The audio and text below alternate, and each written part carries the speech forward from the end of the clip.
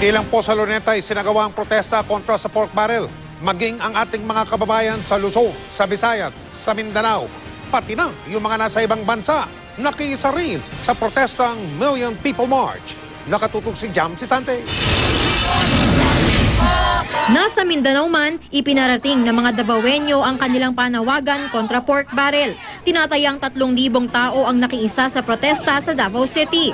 Kasama nilang ipinarada ang isang baboy bilang simbolo ng pork barrel. Nagzumba naman ng ilang demonstrador.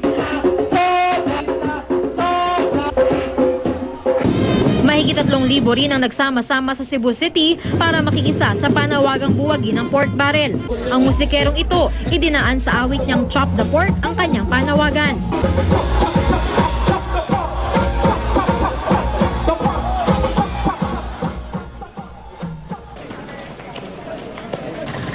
Sa Vegan City sa Ilocos Sur, idinaan sa pagtakbo ang protesta kontra pork barrel. Nagpadyak naman ng iba't ibang siklista sa Nueva Vizcaya.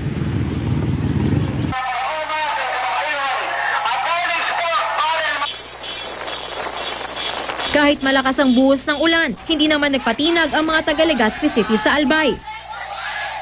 Sa protesta sa Dagupan, lumahok ang bagong halal na presidente ng CBCP na si Archbishop Socrates Villegas.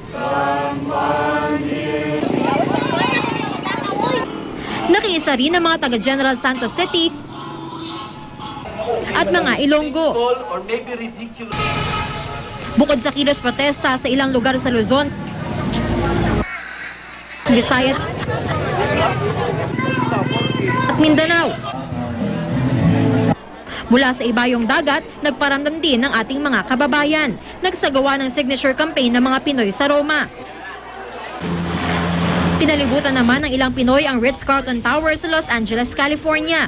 Pinaniniwalaan kasing isa sa mga condo unit doon na nagkakahalaga ng 10 million pesos ay pag-aari ng anak ni Janet Napoles, ang itinuturong utak ng kontrobersyal na pork barrel scam. Maging ang mga Pinoy sa New York, nakiisa sa hiling na tanggalin na ang pork barrel. Nagpadala rin ng litrato ang ilan nating kababayan mula sa Saudi Arabia, Thailand, Taiwan at Australia para suportahan ang Million People Protest. Jam Sisante, Nakatutok, 24 Oras.